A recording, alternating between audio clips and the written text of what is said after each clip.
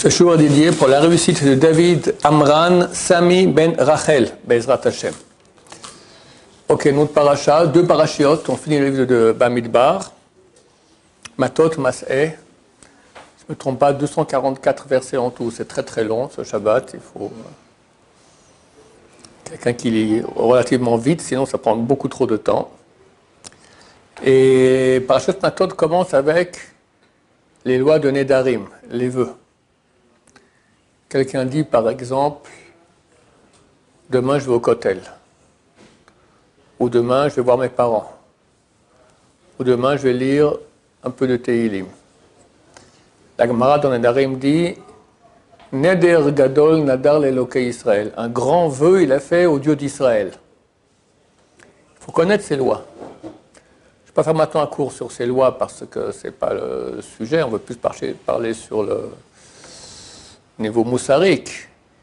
Mais en deux mots, si quelqu'un dit qu'il va faire une mitzvah qui n'est pas obligatoire, s'il dit demain je vais mettre les tefilines, il n'a pas fait de vœu parce que s'il a déjà fait le vœu de mettre les tefilines quand on était au Mont Sinaï, son âme était au Mont Sinaï. Mais il dit une chose qui n'est pas obligatoire.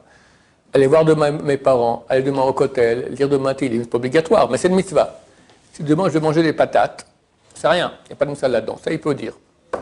Mais s'il dit qu'il va faire une mitzvah, c'est un neder d'oraita de la Torah. S'il veut ne pas faire ce vœu, il doit faire une annulation de vœu devant 3 personnes, dont un qui connaît la procédure. Idem, si quelqu'un, à Dieu ne plaise, jure. C'est très grave. Bien sûr qu'il doit réaliser ce qu'il a juré. Les gens croient que quand on dit en français « je te jure » ou « je vous jure », il y en a qui disent ça pas 100 fois par jour, 1000 fois par jour. Ils croient, bon, c'est façon de parler. C'est pas façon de parler, j'ai bien vérifié avec des rabbanim. C'est un serment, c'est juré. Très grave. Très grave. Alors, il peut annuler devant 3 personnes, dont un qui connaît la procédure, c'est à peu près la même chose pour annuler un vœu. Il peut annuler son serment. Mais on le fait payer aussi une amende. Moi, d'habitude, je fais payer 100 €. Tu as juré, tu ne veux pas, paye 100 €. En plus,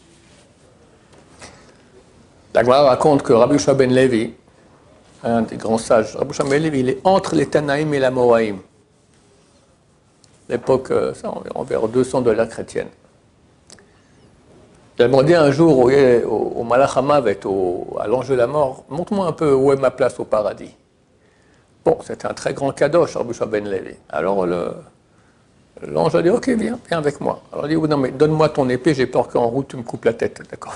C'est ça son boulot, l'ange de la mort, couper la tête des gens. Oh tiens, prends mon épée. Ils arrivent près de l'entrée du paradis, et regarde, il monte sur la muraille, voilà, elle est là à ta place. Puis, ah, c'est beau. Et à gauche, à droite, il saute dedans. Et oh, je jure que je ne sors pas du paradis.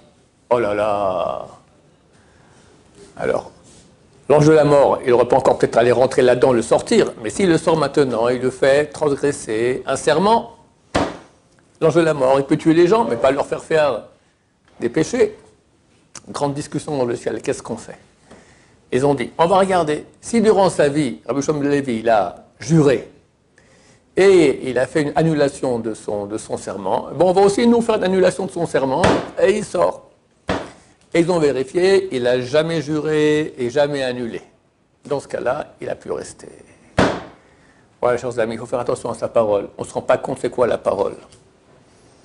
Quelle différence entre l'animal et l'être humain? La parole. C'est ça toute la différence. C'est écrit Kashim hirure avera yoter ma avera sont plus durs les pensées de faire un péché que le péché lui-même. Et ça a l'air assez bizarre. Un type, il va avec une fille, d'accord? Interdit, grave.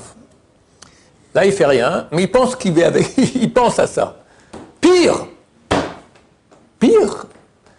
on est mal barré. D'abord, ça, c'est la première chose. Mais comment ça se fait? J'ai rien fait. Au contraire, je me suis retenu. Le Rambam l'explique, mon cher ami. Quand ton corps te pousse à faire un péché du corps, alors ça veut dire que c'est interdit, mais c'est normal, c'est un corps. Un corps, qu'est-ce qu'il veut? Il veut dormir, il veut manger, et il veut des filles, comme un chien. D'accord? C'est à peu près ça. Entre nous, 99,9% de la population mondiale. D'accord? De temps en temps, on se bagarre avec d'autres chiens. Et pour avoir beaucoup de filles et beaucoup de nourriture, il faut beaucoup d'argent aussi. Mais ta pensée, ce n'est pas ton corps. Ta pensée, c'est ton âme, comme ça dit Maïmonide. Quand tu pêches avec ton âme, c'est beaucoup plus grave que quand tu pêches avec ton corps, parce que ton corps, c'est sa façon normale d'être, alors que ton âme, ce n'est pas sa façon normale d'être. L'âme, elle veut Dieu, elle ne veut pas les filles. Alors quand tu prends ton âme, tu l'utilises maintenant pour des pensées animales, beaucoup plus grave. Nous rajoutons, on dit, idem pour la parole. La parole, ce n'est pas animal, c'est humain. Si maintenant tu prends la parole et tu l'utilises pour des choses interdites, le mensonge, les insultes, parler de filles, la shonara, flatter, se vanter, tout ça, ça ne manque pas de paroles interdites. Tu prends ce qu'il y a de plus kadosh, ce qu'il y a de plus saint chez toi, et tu le salis. C'est ce qui fait de toi un être humain. En Torah, c'est marqué que Dieu a insufflé en lui une âme de vie, au premier homme. La traduction en araméen, Ruach Memalela, un esprit qui parle. C'est ça notre qualité. En plus, la majorité des mitzvot que nous faisons dans la Torah se font avec quel organe? La bouche, la prière, les brachot, l'étude de Torah, tout le chesed, toute la bonté que tu peux faire avec la bouche. De dire un mot gentil à quelqu'un, c'est une mitzvah de la Torah, très très très importante. Maintenant, tu salis ta bouche, après tu pries à Hachem. Rabbi Shimon Bar Yochai dans le Zohar, il dit normalement on aurait dû avoir deux bouches. Une pour les choses profanes, une pour la sainteté. Parce que c'est tellement anormal que avec la même bouche, tu vas parler maintenant de combien coûte un kilo de patates, et après tu t'adresses à Dieu, le Dieu des dieux, que tous les anges tremblent devant lui, et Dieu t'écoute. Après tu reprends de nouveau le kilo de patates. Ça ne marche pas. Encore un kilo de patates, allez, on peut encore comprendre. Mais tu vas parler de Suzanne et de Rachel, ou même de Moshe, en parlant la shonara sur lui, et après tu t'adresses à Dieu, mais Dieu, il prend ta prière, il l'envoie balader, dégage. C'est quoi cette bouche sale? Dans notre paracha, c'est marqué, quelqu'un fait un éder, fait un vœu, ou un serment, lo yachel dvaro, il ne va pas profaner sa parole, que chol asher, que chol yosem mipiv yaase. D'après tout ce qui sort de sa bouche, comme ça il fera. Quelqu'un dit demain je vais au kotel, demain il va au kotel, demain je vais appeler mes parents, il appelle ses parents. Alors les commentateurs ils disent, Rav Chida il dit ça, lo yachel dvaro, tu ne vas pas profaner ta bouche. Celui qui ne va pas profaner sa bouche, d'après tout ce qui sort de sa bouche, il fera, ça se fera. Et ça, c'est la qualité des gens qui font attention à leur bouche. Quand ils font une prière, Dieu écoute. Dieu écoute. Les grands de Torah disaient un mot, les grands tzadikim, un mot, ça se réalisait. Une fois, le fils de Rabbi Salim m'a raconté que son père lui a dit, ça fait 38 ans qu'il n'y a pas de mensonge qui est sorti de ma bouche. C'était quand il était encore jeune, le Rav. Essayez-vous 38 heures de ne pas avoir un mensonge qui sort de la bouche. Très difficile, quelqu'un qui n'est pas habitué, il ment toute la journée. Avoir une bouche propre. Le Rav disait un mot, tac, réalisé, terminé. J'ai raconté tellement d'histoires à ce sujet, je ne vais pas vous reprendre, mais c'est tellement d'histoires. Baba Salé, idem. Le gars de Vilna, le Rav Chaim Kanevski raconte que son oncle lui avait raconté une histoire, il avait rencontré un vieux, il avait 98 ans. Ah, ça date d'il y a déjà au moins depuis un siècle et demi ou plus. Et il est tombé malade. On a voulu le prendre à l'hôpital, il a dit non, pas besoin, tout va bien. Mais il était malade, n'en faites pas. Comment ça se fait? Il dit, quand j'étais petit, je suis allé une fois dans la synagogue où le gars de Vilna, il étudiait. Et le gars de Vilna, il marchait comme ça, dans l'endroit, il étudiait avec talit, tefillin. J'étais un petit enfant, et sans faire exprès, j'ai marché sur le fil du talit de la Gaon de Vilna.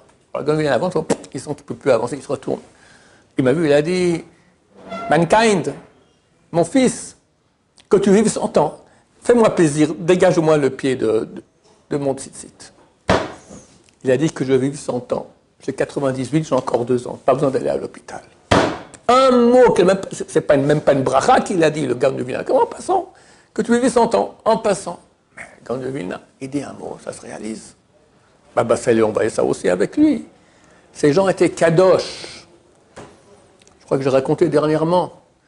Il y a un grand Rosh Yeshiva, j'écoutais ses cours tous les vendredis soirs quand j'habitais Beit Vagan, c'est le Rav Hades, le Rav Yaakov Hades. Pas celui qui est au Kotel, pardon, le Rav Yehuda Hades.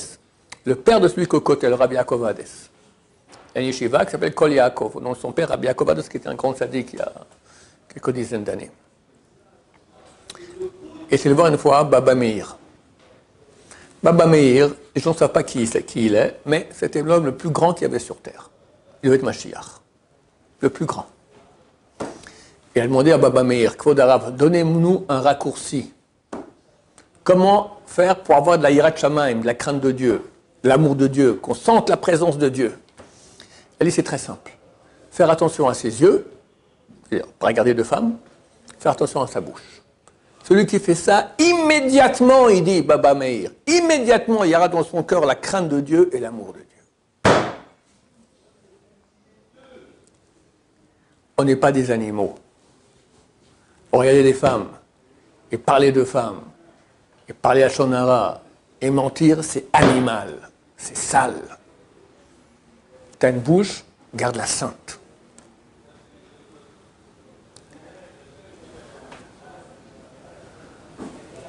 Le gars de Vilna, une fois, il a eu une infection dans l'oreille.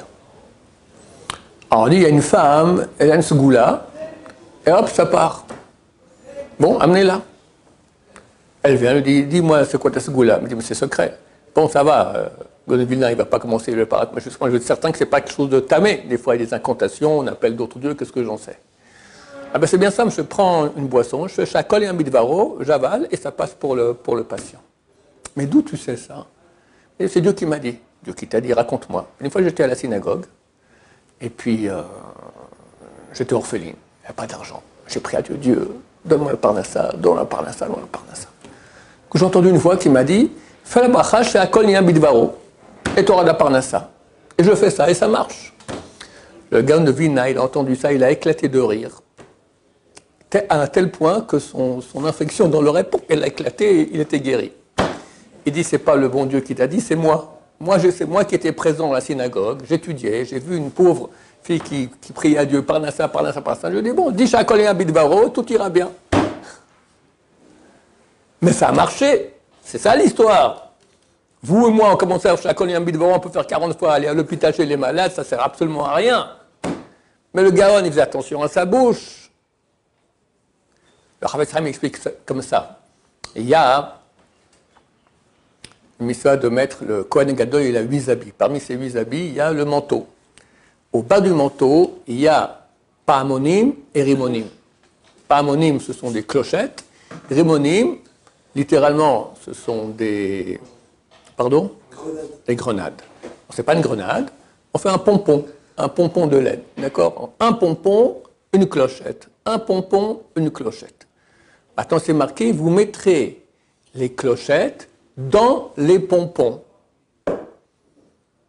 Alors, il y en avait qui dit, effectivement, il y avait le pompon et dedans, il y avait une clochette. Je me souviens, c'est le Ramban qui dit comme ça, Nachmanide. Mais Rashi et d'autres ils disent non, un pompon, une clochette. Un pompon, une clochette. Alors, on pose la question, alors pourquoi tu dis que tu mets les clochettes dans les pompons, entre les pompons? S'il y a des clochettes, un pompon, une clochette, un pompon, tu peux dire aussi que tu mets un pompon entre deux clochettes et pas une clochette entre deux pompons. On est d'accord? Il explique non, mon cher ami. La clochette, elle fait du bruit. C'est la parole. Le pompon, il est silencieux. Tu mets une clochette entre deux pompons. Pour chaque parole, 2 silences. Et pas le contraire. Pour chaque silence, 2 paroles. La Gemara, elle dit, une parole, si elle vaut un selah, elle vaut une pièce de monnaie, un silence vaut 2 pièces de monnaie. c'est beaucoup plus grand de se taire. Je crois qu'il n'y a presque aucun cas dans la Torah où quelqu'un qui se tait, il ira en enfer à cause de ça. Et il y a pas des milliers, des centaines de millions de cas où s'il ouvre la bouche, il va en enfer très grave. Très grave. Beaucoup de gens sont revenus de Olam Haba à leurs amis, ils ont fait un pari, le premier qui part, il revient l'année pour raconter. Très souvent, ils sont revenus, ils ont dit la pire chose là-bas, quand on va se faire juger, c'est la parole. Qu'est-ce qu'on a dit, qu'est-ce qu'on n'a pas dit. T'imagines que tu as une bouche qui est propre, qu'est-ce que ça vaut? Continue le Chafetz Chaim sur le manteau.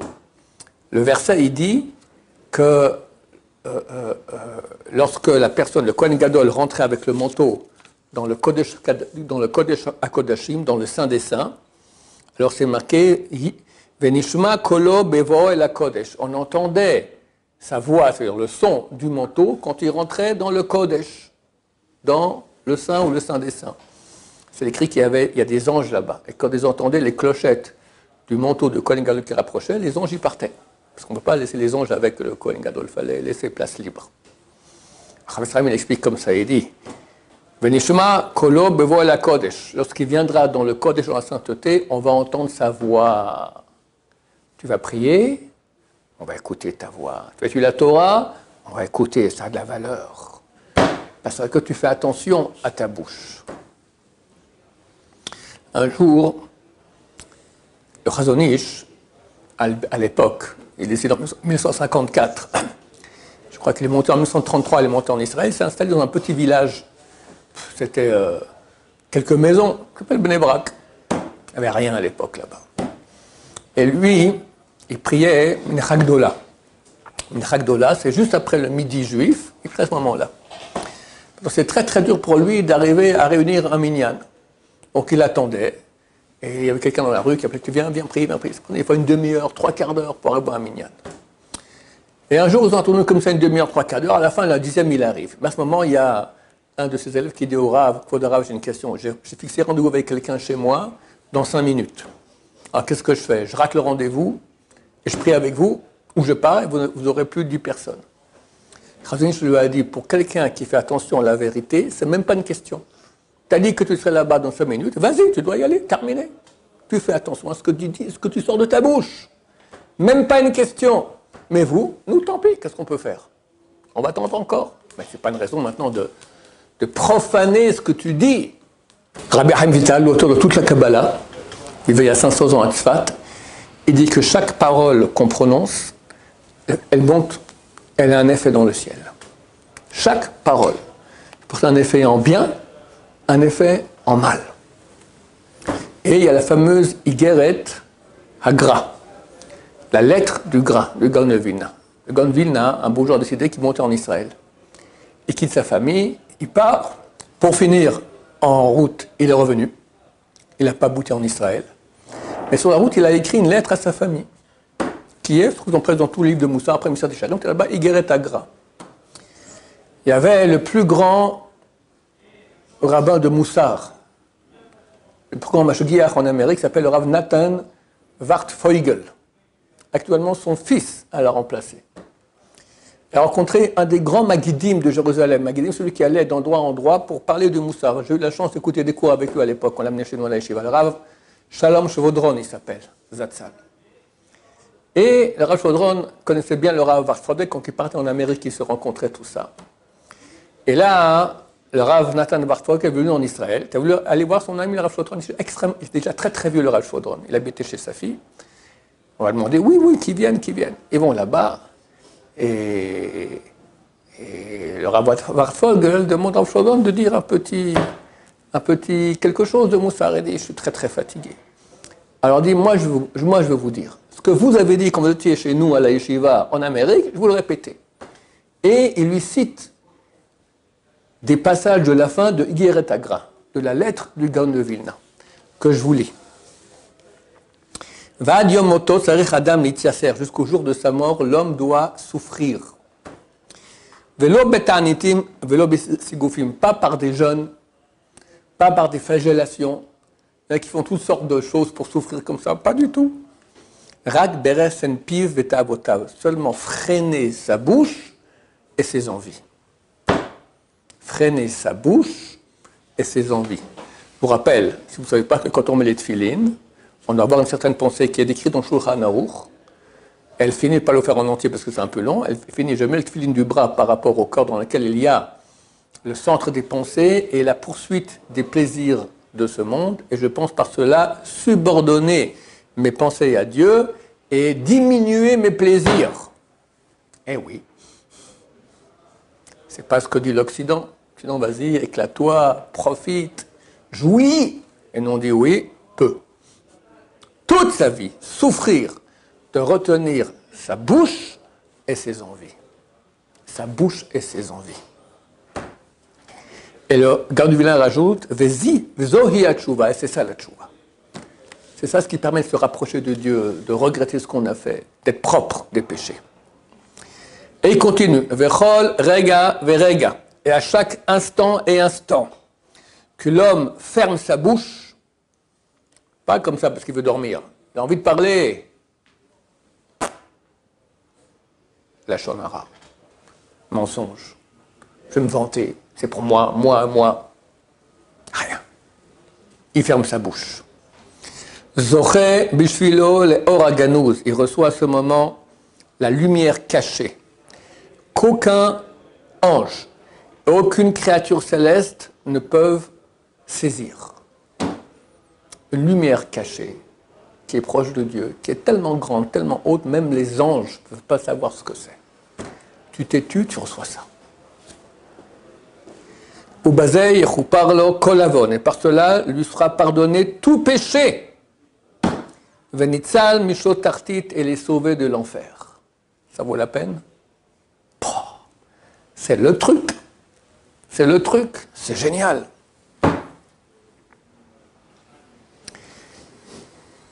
Et le Gaon de Vilna conclut sa lettre, Aval Haïkar, mais l'essentiel, les Skot la Olam Haba, pour avoir Olam Haba. Aledé Shmirat Piv, en faisant attention à sa bouche.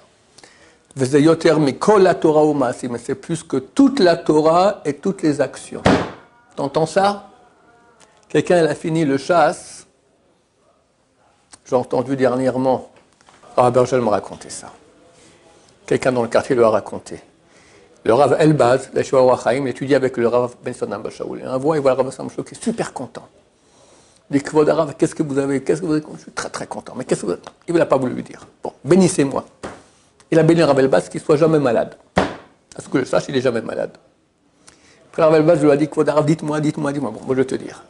Baruch Hashem, j'ai fini 101 fois, c'est la 101e fois que je finis le chasse.